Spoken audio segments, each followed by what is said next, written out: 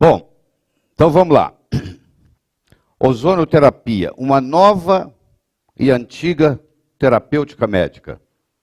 Nova, porque para muitos de vocês é nova. E antiga, porque tem muitos anos que isso vem beneficiando o mundo. Aí você pergunta assim, se tem tanto tempo que isso vem beneficiando o mundo, por que não se ensina na faculdade de medicina? Porque a maioria dos médicos não tem nem ideia disso. Porque não é patenteado. Porque você adquire um aparelho relativamente barato, simples. Você não precisa de manutenção. Você trabalha o resto da vida com isso. É fácil, é barato, é simples.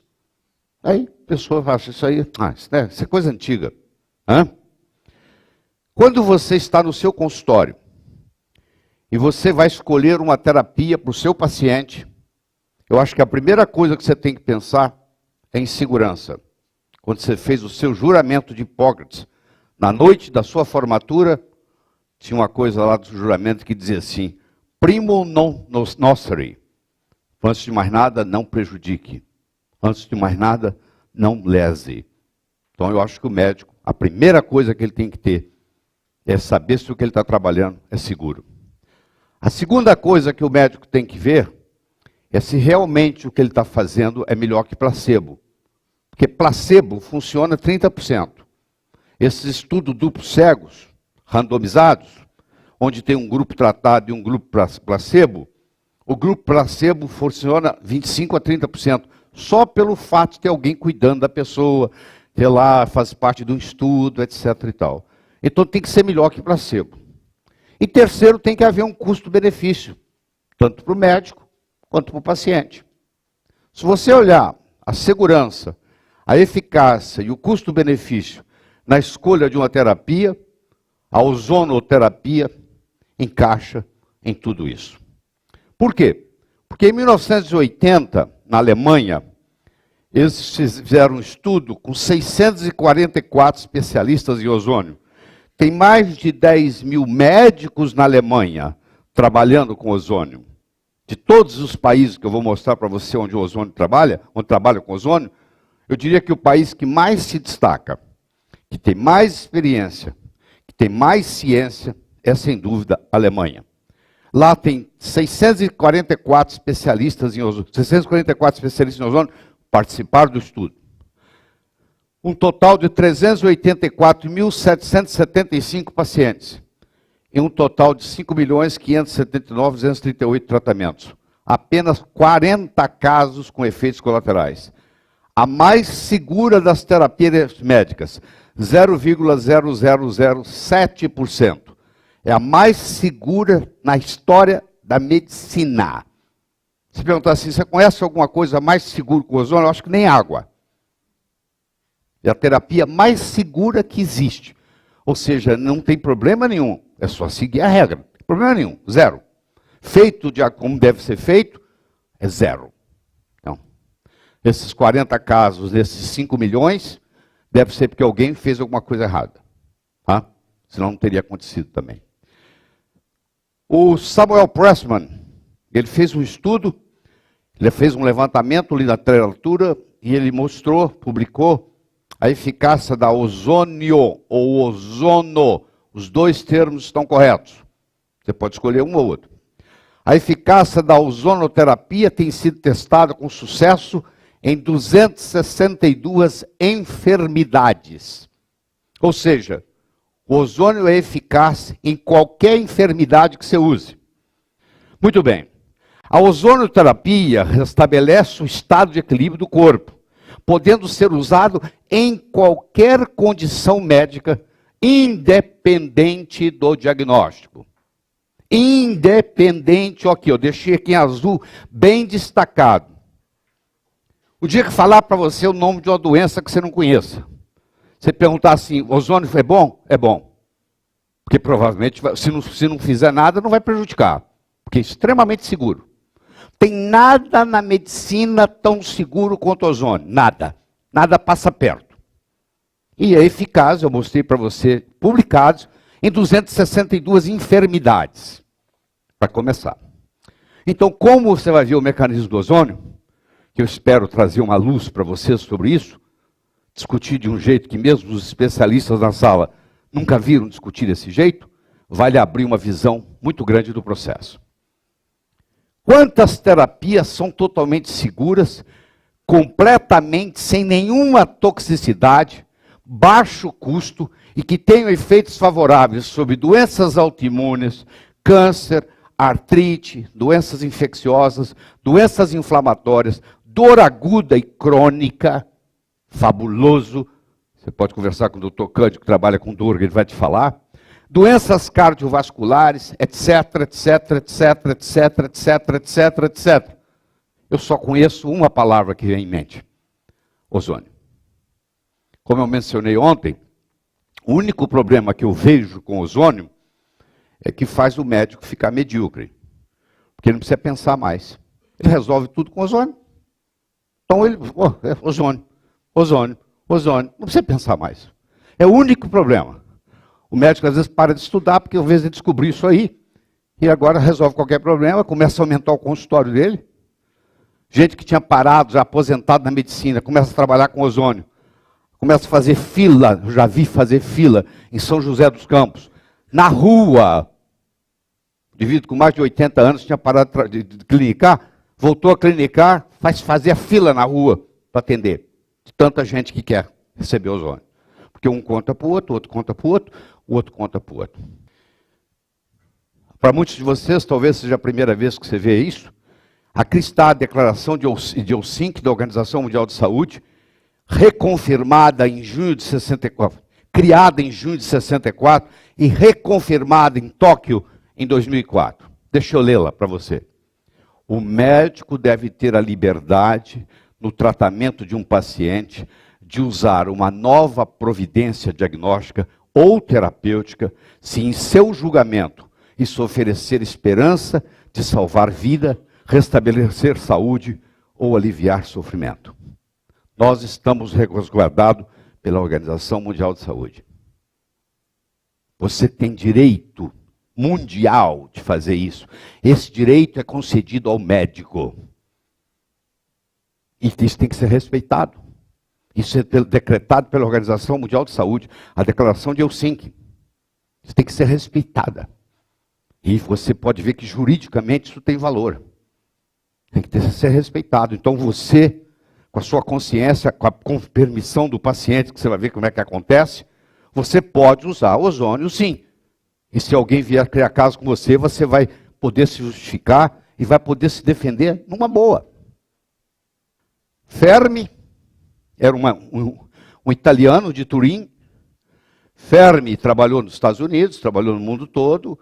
Nos reatores que o doutor Marco Marconi estava mencionando ontem, ele trabalhava no maior reator do mundo na época, em Chicago.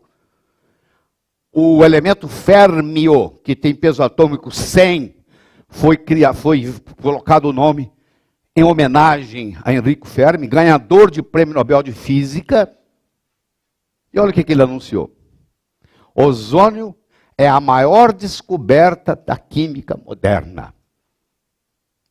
Falado por Fermi, um dos físicos mais respeitados na história da física no mundo. Muito bem? Se você entrar no seu Google normal e digitar ozônio em inglês, você vai ter 24.700.000 citações. Se você entrar no Google acadêmico e digitar ozônio em inglês, você vai ter 585.000 citações. E você tem colegas médicos que nunca ouviram falar, que acham que isso é uma bobagem, não sei o quê. Poxa, isso aqui é um Google científico, pô. Um nome, uma estrutura que tem 585.000 citações na literatura. Pô, você vai me desculpar, deve ter algum valor, pô. Por que eu culparia tudo isso? 585.000 citações científicas. O ozônio usado em medicina é produzido a partir de um gerador, está aqui o gerador para vocês verem, nós vamos ver depois. Por ser instável, obtém-se uma mistura oxigênio-ozônio. Normalmente, 98% de oxigênio e 2% de ozônio, podendo chegar até a 5%, mas geralmente é 98, 2%. O ozônio não é um radical. Quero que você saiba que o ozônio não é radical. Portanto, não é um radical livre. Isso é uma misconcepção. Pois não possui elétrons livres na última camada de valência.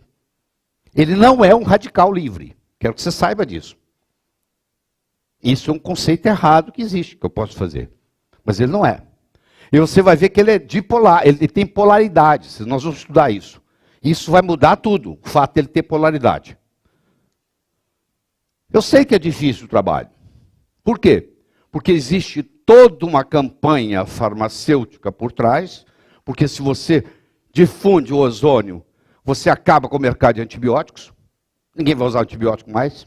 Você acaba com o mercado de anti-inflamatório, ninguém vai usar anti-inflamatório mais. Você que é cirurgião, vai acelerar o seu processo de cicatrização absurdamente, fazendo ozônio pré e pós-operatório. Então, olha quantas coisas vão mudar na medicina se você se propõe a usar. E o lobby contra isso é enorme. É mais ou menos o que está aí. Você está ali empurrando essa pedra morro acima. É mais ou menos assim. Quem trabalha com ozônio, quem defende ozônio, se sente. Mas isso não vai me calar. Eu estou aqui para mostrar para você, do começo ao fim, um dia inteiro, o que está por trás. E quando chegar no final do dia, você vai dizer assim, pô, por que eu não estou usando? Pô? Já era tempo. A Alemanha, a Bulgária, o Canadá, Cuba, França, Hungria, Itália, Israel, Japão, México, Polônia, Rússia. Aqui, o ozônio está aprovado. Nos Estados Unidos, existem 14, tem 13, mas tem mais um, 14 estados onde o ozônio é permitido.